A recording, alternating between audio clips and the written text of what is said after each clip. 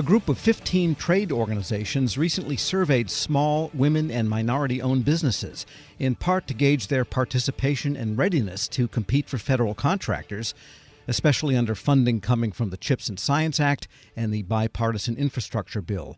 We get one view from the CEO of Women Impacting Public Policy, Angela Dingle. Ms. Dingle, good to have you with us. It's great to be with you, Tom. And briefly tell us a little bit about Women Impacting Public Policy, the WIPP group that you lead. What do you do? Women Impacting Public Policy is one of the leading national nonpartisan organizations in the country that advocates on behalf of America's 14 million women-owned businesses. Our top policy priorities center around creating more opportunities for women-owned businesses to participate in federal contracting. So every year we identify a set of policy priorities.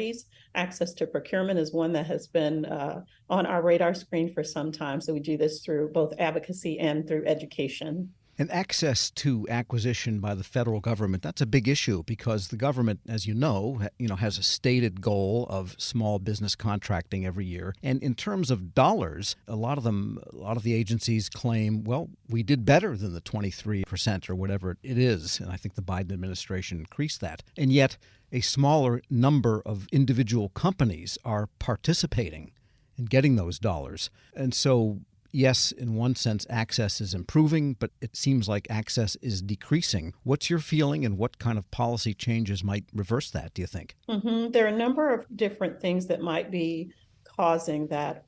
Clearly, the pandemic and the fallout associated with that had an impact on businesses of all sizes that do business with the federal government, specifically as it relates to women-owned businesses, which is where our sweet spot sits. One of the things that we've uncovered is that 75% of the women-owned businesses surveyed reported that corporate and government contracting is really critical to their business strategy. And so it's not just a statistic, it's a narrative about the contributions and the potential of women-owned businesses to generate growth, to create jobs, and to meet the needs of corporate and government buyers.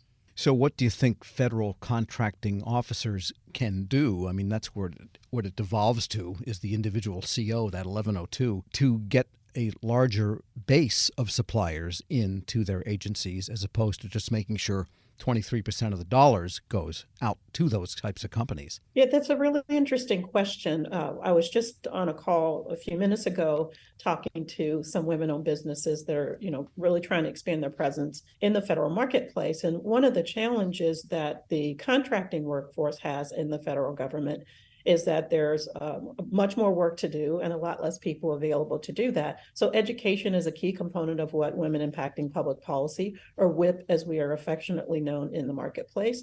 One of the things that we try to do is educate, right? We try to educate women business owners on what it looks like to do business with the federal government, and we try to educate contracting officers on how best to do business with them. So what tools do they have in their toolbox that are available for them to be able to award those contracts, whether those contracts are women-owned small business set-asides or otherwise. And then from an advocacy standpoint, we are working at the highest levels of government, both within individual agencies like the Small Business Administration, the General Services Administration, and then with Congress as a whole to say, how do we level the playing field? How do we make it easier for the contracting officers to buy the products and services that they need? Because when it's all said and done, agencies have a mission that they need to achieve, right? How do we make that process easier for them? But how do we also change public policy so that it is conducive to creating more of those opportunities for small businesses?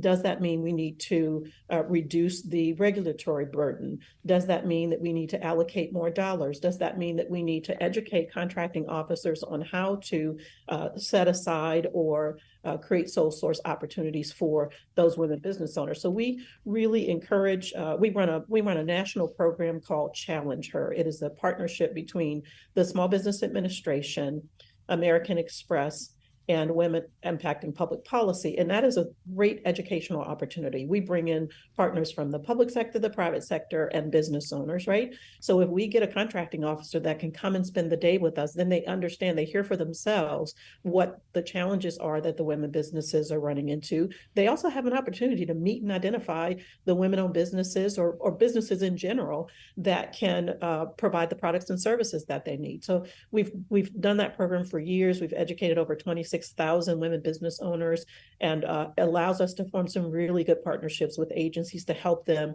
to get the product or the service that they need. I always say when I meet a new contracting officer or someone from their contracting side, I go, just call us, just call us. We'll help you find, if you need this particular product or this particular skill set, give us a call and we'll try to help you find that. We're speaking with Angela Dingle. She is CEO of Women Impacting Public Policy. And to what extent do you think the lack of regular order, which has become itself regular, in establishing full year appropriations for that fiscal year on time, that shortens the time that agencies have to spend the new appropriations, and therefore that might just mitigate against thorough sourcing and market research to find those companies that otherwise could participate? Do you think that's a factor? You hit the nail right on the head, right? The sales cycle in the federal marketplace has gotten longer for a number of different reasons.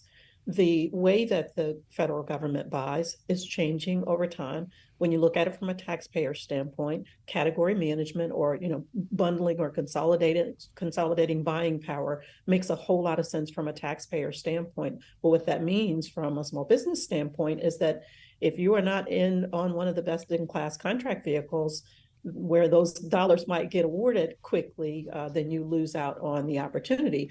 So that this continuing resolution that we've gone through year after year really puts a strain on small businesses and on the contracting officers to get their jobs done. If they can't get the dollars that they need appropriated until the second or the third quarter of the year, they're obviously going to have to make some quick and easy decisions. We always say they use the easy button, right? I've got a stack of contracts that I need to award. I'm going to use the easiest contracting option that I have available to me, which might mean I don't go to a small business, or I don't go to the small businesses that have the greatest need in terms of being able to make that contracting award. So we are always encouraging Congress to pass the budget on a timely basis, do that in a bipartisan matter, because we don't care who's in office. We just want to help the government meet its needs. And so we'd really like to see if they can do that in a way that does not cause small businesses to suffer by waiting so long in the fiscal year to be able to get some awards. I mean, we were talking to someone last week and they were saying like a significant portion of the awards are made in the fourth quarter of the year. I mean, that's 2/3 of the way through the calendar year, Sure. And you mentioned the regulatory environment a few minutes ago, and notwithstanding the fact that there are hundreds sometimes of standard clauses that end up in federal contracts, that's one issue. The other issue is the constant layering on of socioeconomic regulation. How much green gas emissions does your company, which occupies one floor of an office building, produce? The DEIA requirements, other labor practice requirements that have been laid on by the Office of Federal Procurement Policy and also the Office of Contractor Compliance Programs at the Labor Department coming from the administration has been a turnoff for a lot of companies. What's your feeling on some of those layering of socioeconomic goals that only apply in federal contracting? So there are a couple ways that you can look at that. Regulatory burden can cause a business owner to lose confidence in their ability to compete. If I am new to the federal government, or I've been accustomed to doing business one way and now there's this new way, I might not know how best to quickly continue to generate opportunities and grow my business. And in some instances, it's just been a deterrent such that people are saying, no, thanks, I don't want to do business in the federal marketplace anywhere, right? So looking at it from the small business side, that's one issue. When you think about the broader intent of those forms of programs, DEI programs are very important, because when you look at the data, although there has been a goal to set aside a certain percentage of contracting dollars, if we just looked at women-owned business, for instance, the federal government has only made that goal 2 times in 15 years. So there's a need for the programs. If you look at the dollars, it'll be in some instances less than 1% that's been allocated to that particular social economic category. So there, it's a chicken and egg. Do you completely do away with them in a way to make it easier for everyone to do business, or do you try to do the right thing, for lack of a better word, with the intent of those programs? our position has been that we think those programs are important because they do create opportunities for women business owners in particular, because women have a tougher time getting access to capital. And so if I've got a program that makes it a little bit easier for me to if it removes a barrier and makes it easier for me to gain access to those opportunities,